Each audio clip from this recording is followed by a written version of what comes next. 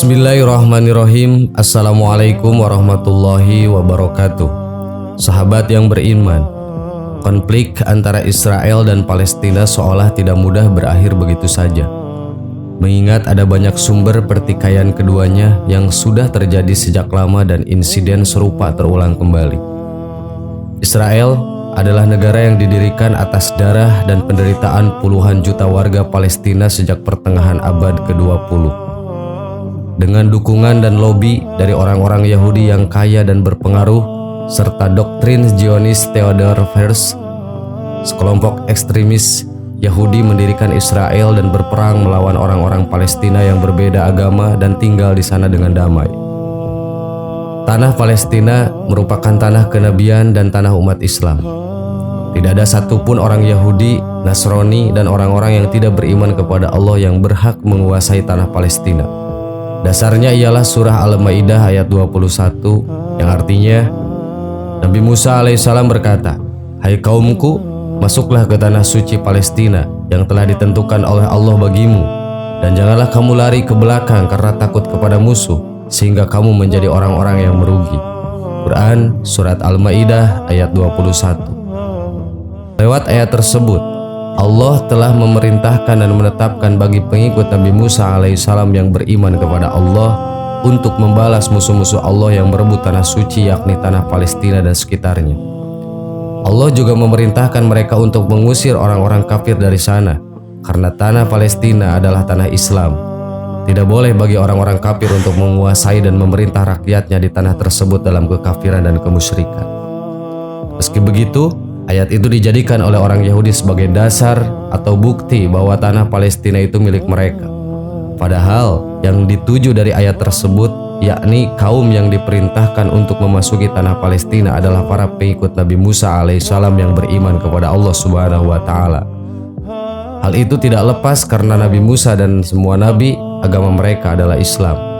Dasarnya ialah surah Ali Imran ayat 19 dan surat Yunus ayat 84. Allah Subhanahu wa Ta'ala berfirman, "Sesungguhnya agama di sisi Allah ialah Islam. Tidaklah berselisih orang-orang yang telah diberi kitab kecuali setelah mereka memperoleh ilmu, karena kedengkian di antara mereka. Barang siapa yang ingkar terhadap ayat-ayat Allah, maka sungguh Allah sangat cepat perhitungannya." Quran surat Ali Imran ayat 19. Dalam surah Yunus dikatakan, Nabi Musa berkata, "Wahai kaumku, apabila kamu beriman kepada Allah, maka bertakwalah kepadanya jika kamu benar-benar orang muslim atau orang yang berserah diri." Quran surat Yunus ayat 84. Namun tetap saja orang-orang Yahudi mengingkari Nabi Muhammad SAW sebagai utusan Allah. Meski nabi-nabi sebelum Nabi Muhammad telah diambil sumpahnya untuk mengaku kenabian Muhammad SAW. Al-Quran bahkan mengabadikan bagaimana para nabi sebelum Nabi Muhammad berjanji kepada Allah untuk mengakui kenabian Muhammad SAW. Hal ini dengan terang tercantum dalam surah Ali Imran ayat 81 yang artinya, "Dan ingatlah ketika Allah mengambil perjanjian dari para nabi, sungguh apa saja yang aku berikan kepadamu berupa kitab dan hikmah, kemudian datang kepadamu seorang rasul yang membenarkan apa yang ada padamu. Niscaya kamu akan sungguh-sungguh beriman kepadanya dan menolongnya." Allah berfirman, "Apakah kamu mengakui dan menerima perjanjianku terhadap yang demikian itu?" Mereka menjawab, "Kami mengakui." Allah berfirman, "Kalau begitu, saksikanlah hai para nabi, dan aku menjadi saksi pula bersama kamu." Quran surat Ali Imran ayat 81. Tanah Palestina diharamkan untuk Bani Israel. Al-Quran menceritakan kisah Bani Israel diharamkan memasuki wilayah Palestina.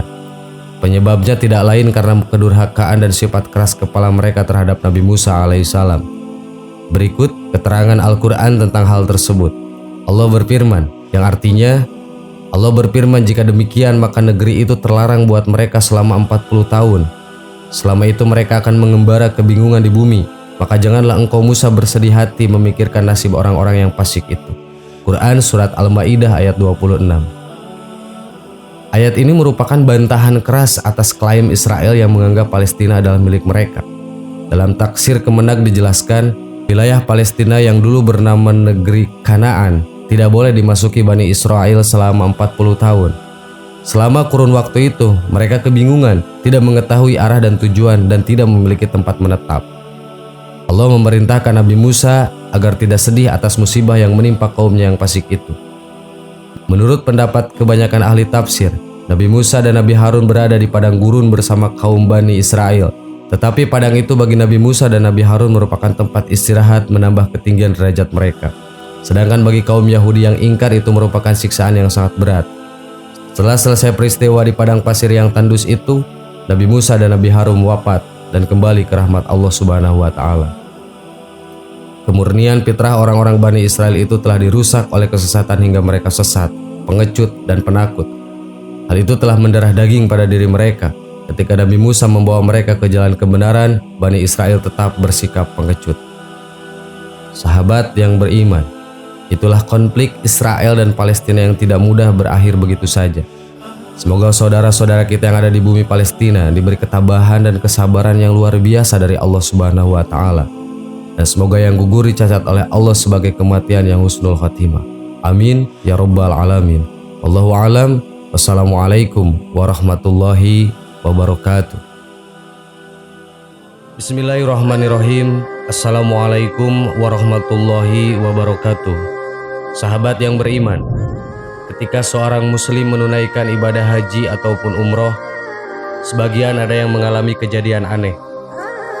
Kejadian ini bukan menjadi rahasia umum, karena dialami oleh hampir semua orang yang telah beribadah di kota kelahiran dan perjuangan Nabi Muhammad SAW tersebut. Alhasil, banyak yang beranggapan bahwa apa yang dialami oleh seseorang ketika menunaikan ibadah di tanah suci merupakan balasan atas amal yang diperbuatnya di tanah air. Jika kita senantiasa berbuat baik dan berangkat dengan harta yang halal, maka biasanya apa yang kita alami di tanah suci tentu akan menjumpai hal-hal yang baik-baik saja. Namun kisah lainnya, seperti dituturkan seorang pembimbing travel umroh di Jakarta, salah satu jamaahnya mengalami kejadian yang bisa dibilang langka, baik di Makkah Al-Mukarramah maupun di Madinah Al-Munawwarah, ataupun di tempat pelaksanaan ritual umroh lainnya. Aurat sang muslimah senantiasa terbuka begitu saja. Bahkan ia mengalami bingung, sebab tak ada angin yang menyingkap pakaiannya, ataupun penyebab lainnya. Karenanya, di sepanjang menjalankan ibadah sunnah itu, muslimah hanya bisa meminta ampun kepada Allah Ta'ala atas kesalahan yang mungkin tak disadarinya. Terus seperti itu hingga ia kembali ke negeri tercinta. Dan beberapa waktu setelah itu, teka-teki misteri kejadian aneh yang dialaminya di tanah suci terbongkar sudah. Sebab berdasarkan penuturan pembimbing umroh itu, keluarga yang membiayai saya umroh ditangkap polisi. Rupanya, uang yang digunakan untuk membiayai umroh sang muslimah berasal dari sumber yang tidak halal, yakni dengan cara menipu.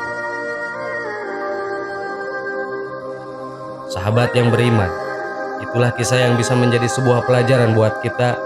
Apapun yang kita lakukan di dunia ini, suatu saat nanti akan ada balasannya, baik ataupun buruk.